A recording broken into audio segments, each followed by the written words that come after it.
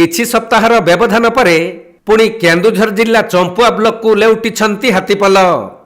Champua ranger उखुंडा section जतिपुर panchayat झालियाबेड़ा जंगल रे 50 टिकिया हाथीपल पशिछंती। तबे गत मास पाटना रेंज देई करंजिया सेक्शन को पलाई जाइथिबा 28 टिकिया हाथीपल पुणी बैतरणी नदी पार होई आसीथिले।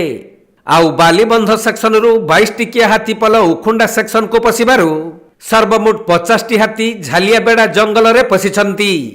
तबे घन कोहुड़ी जगु हाथीपल को सठिक भाव में ठाब करा जाई पारुनथुवा बेले वन विभाग हाथीपल उपरे नजर रखिछि।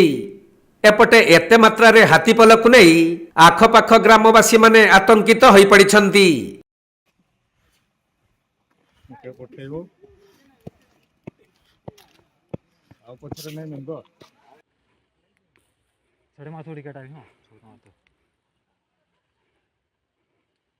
केन्दुझर जिल्लारू दीपेश कुमार बेहेरा रिपोर्ट, कोणार्क लाइव।